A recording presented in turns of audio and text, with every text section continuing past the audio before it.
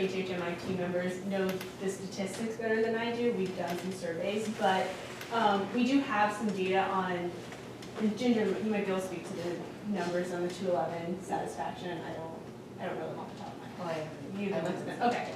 But, so we knew that students were sort of losing interest in STEM following these classes. We saw there's some number that would do to Orgo 1 and not continue on to Orgo 2 lab. And we were, from what, sort of the way the project got started was we really weren't engaging them in the real world applications of organic chemistry. You know, they'd come out and they knew how to do whatever techniques we had taught them, but they didn't see the connections, I think, and so we really approached this with trying to get them engaged, trying to get them to understand how this science applies to the real world.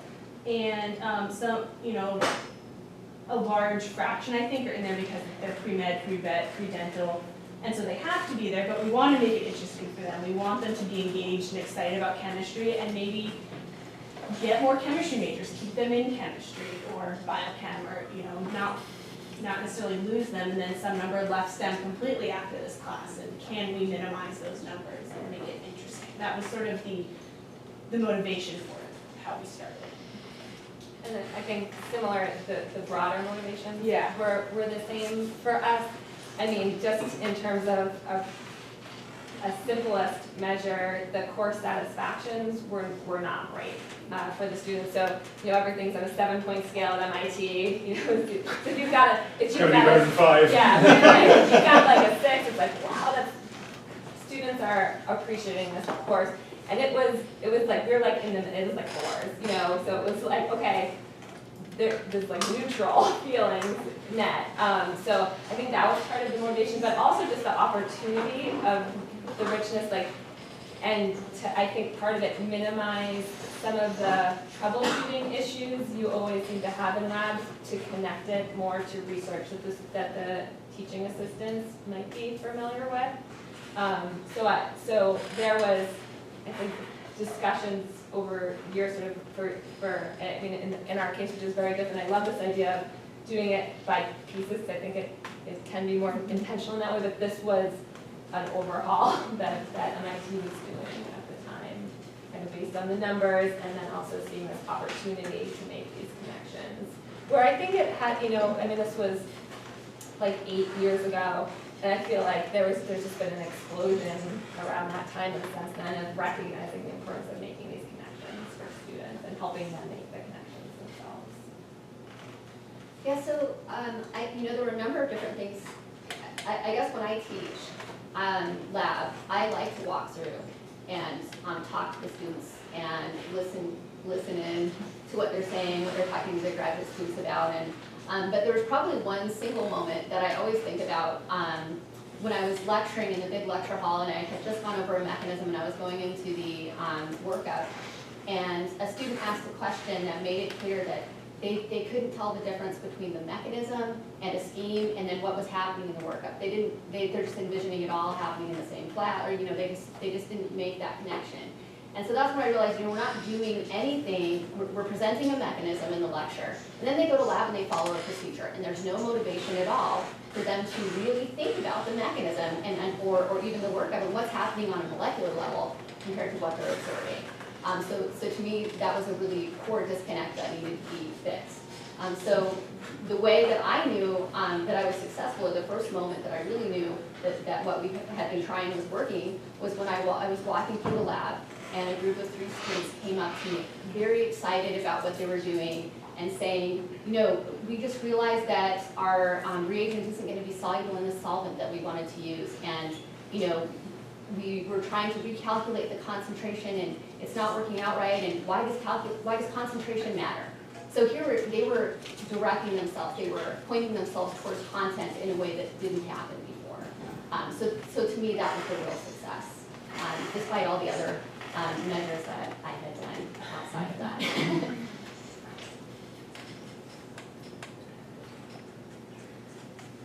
Another question? Yeah. How is going to work with the grading part? You know, because these are going to be non-traditional labs, so I'm guessing there will be non-traditional grading. Or how is that going to work out? Same question for all of us. Oh, okay. I guess I'll go ahead and start. So the students will be going through the process of the actual synthesis, and then in terms of characterization of molecules, the current setup with this lab is that a graduate student will take either student samples in a small sample size like the summer course, or possibly representative samples from the larger course of the different combinations and permutations of reagents used, and then do scanning electron microscopy and powder X-ray diffraction. And then students would be presented images from SEM and be able to write up, so basically the second week, they would be given the data sets and with a little prompt about, different particle size influences properties. Can we see a difference in our, in the specific, run that we did, and then compare your data with a neighbor's data, with class neighbor's data. What types of trends can we start to see? Kind of keeping that a more open-ended question. And so it would be less looking for a specific right answer, 100% you should always use these conditions, but rather we are noticing that there are different things going on. We can see that the changes that we make on the kind of large scale are reflected on this very small scale, and then hopefully with images and X-ray to back that up. And then just asking for students to come up with a reasonable explanation of their observations and carry forward from there. So we've essentially moved to, well, there's a number of things that we do that you would see in a traditional course. So we have quizzes. So there's those things. But the thing that I would think is most different is the writing that they do. So we don't do traditional lab reports. As a group, they submit a collaborative writing assignment, which is basically communicating their experimental design. This is our solution. This is how we're going to implement it. This is the data or this is what the data should tell us if what we're proposing is, or our hypothesis is valid. And then there's a second writing assignment that comes after the experiment that's individual, and that's more about reflecting on what they've done. So does the data I collected support the hypothesis? And that sort of thing. But the key there is that the grading has nothing to do with whether or not they even were successful in getting a product, right? So we encourage them, if you didn't get a product, well, you have something. You still have something in that flask. It might be a side product, it might be your starting material that's unreacted and that sort of thing. But they should have something to talk about even if they didn't have a product, so that they're not going to be penalized.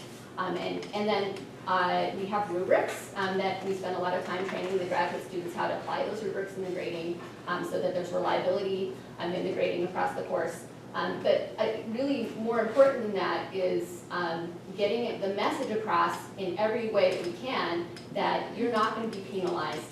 We want you to explore that that's what it should be about. You're not going to be penalized. So it's more about being able to talk about what you did do and based on things that you should know, that kind of thing. And in many ways, we have a similar process where there's extensive rubrics that are related to certain discussions that they're expected to be writing up in their reports that show that they understand the process, why they use the technique, why they applied that, what they expected to see, what they did see, what that data meant. They also do analysis in the class of other people's findings, as in published findings of crystal structures and things that they can analyze from that. And then actually, this course is also a writing intensive course. MIT has a certain number of required writing intensive courses. So they do a lot of writing in this course, including a literature review on recent literature on a different topic of their choice, where we're just like in our lab where we're taking what could be seen as a medical issue and looking at it from a molecular standpoint. They do a similar thing with the topic of their choice.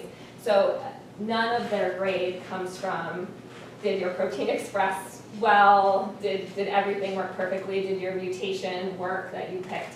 And though we did find it was important to put a real percentage of their grade on their work in the lab, which again by rubric was evaluated by their teaching assistants and training the teaching assistants to know how to follow that rubric. So a lot of the previous answers are reflected in what we're doing. So yeah, they will have pre-lab worksheets which are graded, they will have notebook pages that are collected that we're gonna have them write sort of reflection questions in at the end of the day. It might be a challenge question. And we are also going to incorporate some writing, but they're going to be non-traditional writing assignments. They're going to actually write a letter home. It could be in the form of an email, but it's essentially writing, you think of it as writing for a lay audience, but you have to explain to your mom, your grandma, your aunt, your uncle, whoever, what you did, what your results were, so that it's accessible. And it really makes them, they can't just basically copy the procedure from their handout. They have to be able to explain it to, to someone who is not in the science field. And then they're also going to do an argument-driven writing assignment, which is, I think, sort of similar to what Ginger was talking about, which is basically, what did I get and how do I know? What's my one piece of data or my several, what is my answer and how do I know that's what it is? And it's going to be one page, you have to be concise, but make your point compellingly. And so that's basically how, and then they're also going to be evaluated, not for their performance lab, but for their participation in the discussions. Did they put an effort? And that's also, as Beth and Ginger said, evaluated by the GSIs who are in the labs with them. And actually, that just reminded me to add to that when you Yeah. say the participation in the labs. It's also really important to think about, to think about how to put in the rubric that you're not making a difference between extroverts and introverts, and Right. that you can be, because sometimes that then really gets students stressed out, a certain subset of students, that it's really also clear to the students how you can be a productive member, which doesn't always mean just like answering every question and different ways that you're participating, which does involve answering some questions to the group, but just making it clear what that participation means. I think very similar to what you were Yeah. talking about. So for microfluidics labs, basically, most of our job is done on reforming the fabrication process, but ultimately this is a quantification lab. So they will have to do analysis on the channel, the liquid that they flow into the channel, and watch any of the laminar flow or tubular flow, any mixing of the liquids or not. So essentially we are focusing on the analysis. So the lab report is the more closely to the traditional write-ups that you were thinking about, talking about analysis, the observation, and comments. So we don't judge them by how they prepare the mold and chips. And then what we want is for them to make a connection with modern technology like microfluidics to the more traditional analytical tools like UV-vis or fluorometer, UV spectroscopy, things like that. So if you come to the lab later, you will know how we actually incorporating the analysis part into microfluidics lab, and then how they're gonna get some useful data, analytical data from those. So we actually grade them based on the data and the comments and how they're able to make a connection, or if it's not as what they expected, how what went wrong, and able to do the analysis. Yeah, one more. So, as you integrate more research into the laboratory setting, how do you prepare GSIs from very different backgrounds who might not have experience with that specific type of chemistry? So if you have a computational chemist teaching or a biochemist teaching organic chemistry, they probably don't have practical experience in an organic chemistry research lab. What does that look like to prepare those GSIs, on all the GSIs, to have kind of, so that students get an equal experience? Yes, I'll start first. So for our lab, it's an analytical lab. So basically, the GSI has to be familiar with all the instruments and techniques that they use in the lab. So before the lab starts, how the lab works is the GSI will be briefed maybe 15 to 20 minutes beforehand to train them how to use the instruments. So for this microfluidics lab particularly, for the semester that we started implemented, we try to spend about 20 minutes for the GSI so that they can get an idea, hands-on work, and they do it themselves, so they know what will go wrong, and so they can translate the information better when they are in the class. But I will be really interested to know how they do, because since they have so many different experiments for all the GSIs, so Larry, a question too. So it's gonna be a new experience for us, but as I talked about before, we are concerned about the GSI variability, but we are planning to do specific GSI training for 211 that does address these challenges and try to think about ways in which, especially our second week is guided and scaffolded enough for on the GSI side that we hope to mitigate some of those challenges. But basically we have to do extra training for the GSIs, very specific to 211.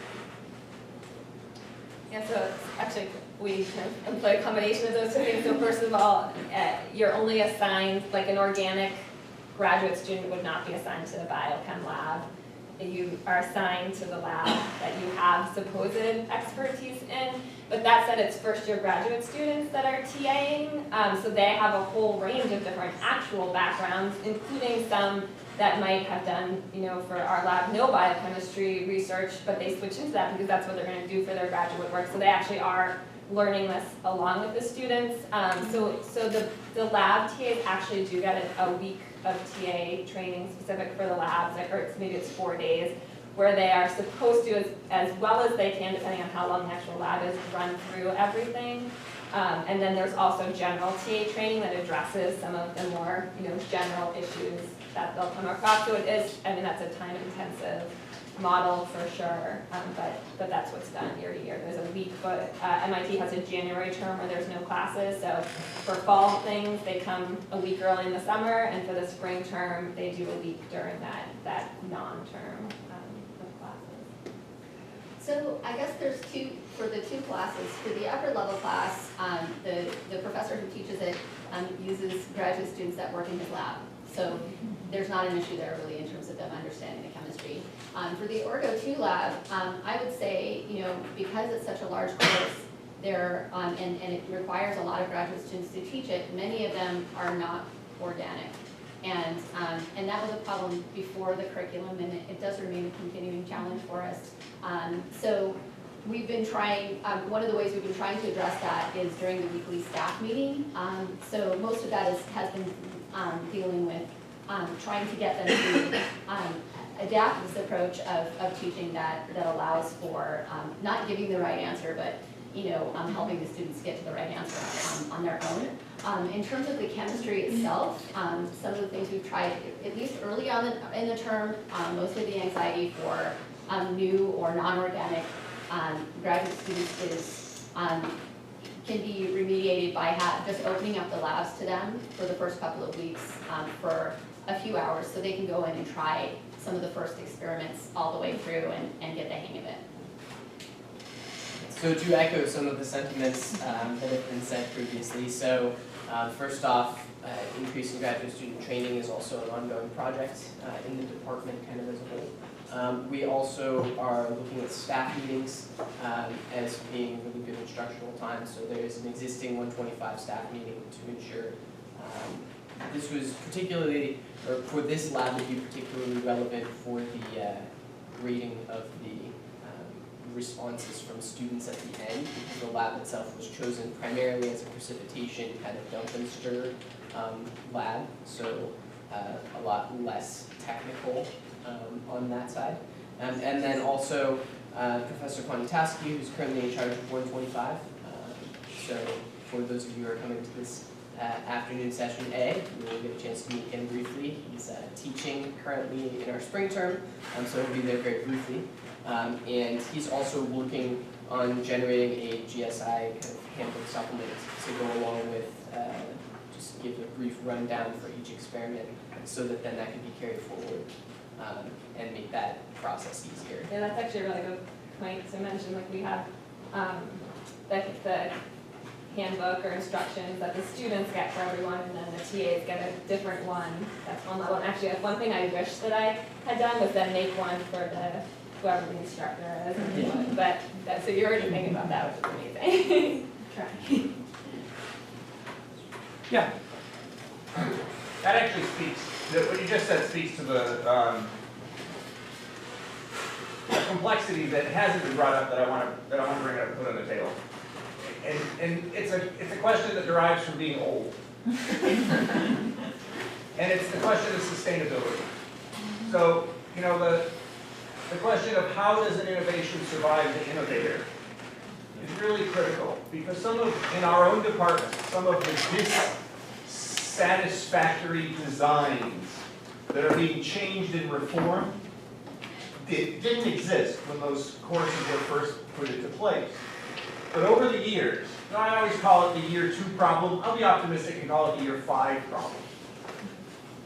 Over time, those very interesting things start to become a pain in the ass, as what was exciting and so forth just becomes burdensome because you're facing the same really severely challenging problems from year to year. And if you're going to integrate research, at some point the research gets done, and it becomes part of the community of the campus to sort of know that the answer is there. So how do you create a system that can sustain the energy of that reform? And without going into details, I can give you some alarmingly good examples about how really interesting ideas, when handed off to someone else, or even the same person being in it 5 years later, it just gets tiresome.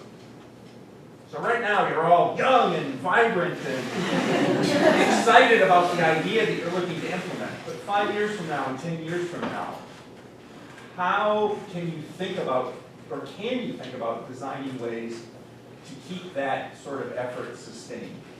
Well, I think I can actually speak to that, because we're kind of like, 2008 was the first year, so I don't know, we're getting there. We're getting older. So I haven't actually really been involved in these labs since 2009, and actually that we are running into that issue, I feel, in the labs. I feel like directions I thought that would naturally happen, extensions that would naturally happen, haven't happened, and it's just like, why would it be so easy, just, you know, take these meetings everyone's made, now we should be expressing these up, and they don't. And actually just hearing last night at dinner, talking to several people that were involved in the FFGSI program, I feel like that's a rich opportunity for that, which actually will definitely be bringing those suggestions back to MIT, because I think you need someone invested in it, if not every year, beyond just running it, beyond just you're now assigned to it to run it every 3 years maybe, and just to make it cool again, and because you know, there is going to be, the research is going to go on, and just, it's not, once something is scaffolded well in place, it seems like it should not be so difficult to just bring that new stuff in and update it or fix whatever awful problem, or replace that one thing that's just the pain. But there needs to be someone invested in it, I think we have this false impression sometimes that the graduate students who are running the lab can make these little changes, but it takes so much time that unless it's actually part of your job to be updating it, I know that doesn't seem to happen. Yeah, in terms of sustainability of the protocol that we have, so one of the advantages I mentioned is the combinatorial aspect, so you can start moving away from the specific 2 metals and 4 templates that are chosen currently to other combinations. There's also the idea, that's the, I guess, the cop-out answer, which is that as scientists we must always be ready to evolve and change based on the technology that rises, and so what was innovative 50 years ago is no longer seen as particularly innovative. Now, one of the... So maybe the goal is not even if this lab lasts 15 years, but every 5 years. Granted, that said, one avenue that has been suggested by Professor Bonitaski when I was speaking with him is to have a collection of labs that can be chosen, a menu that could be chosen a la carte, essentially, each term, where you would have established sets of labs that you could then pick, 12 of 23 or whatever each term. That's a lot of work. That's an incredible challenge. That may not be totally feasible, but that would be a way that you could rotate in and out experiments, so that if your average student is in college for 4 years, you can have enough turnover that their roommate isn't always just going to say, here's the answer. We've talked about that too, with our 3-week modules, and so if we're doing a module that focuses on the techniques highlighted, or like, let's just say like TLC and liquid extraction, they're learning about, electrophilic aromatic substitution, whatever it is, that the labs would be different, but the techniques highlighted would be the same, but like Jordan said, we sort of have a menu and you can swap the modules in and out, but again, developing these 3-week modules is a lot of work, so. That's sort And of, fraternities hold on to things for quite a They long do. time. So there might be more than just a career. right, exactly. So basically for only designing one lab, I think for my standpoint of view, I always think this process is a dynamic process. It's always changing. It will change. After we left, the microfluidics team left, the new GSI that's going to teach the class will see when they try to do the experiment for themselves, they will see that, oh, there's something that we can change and make it even better. And for our case, we embrace that change and we encourage them actually to make the lab even more accessible for undergraduate students. So that's just more my case. So I would say even, year 2, we have 3 problem-based experiments that are multi-week experiments that we've been using, and it's only the 2nd year, and already you can tell that they're sort of starting to get stale. And so I guess in a similar way, there's multiple types of problems, and then of course there's a whole list of reaction types that we can apply them to. So developing a set that that can be rotated through in a way. And then I think the other important thing that has to happen in a sort of is thinking more about getting the students to identify a problem that they want to pursue, and maybe bringing that in some way in the course. And so that's where we're moving with that. Yeah. Not part of the panel, I teach at Showing Hayden, I teach at the university. We look at our labs and try to make revisions periodically. And one of the things we think that to address the question raised is that you really have to have an organizational attitude of continuous improvement.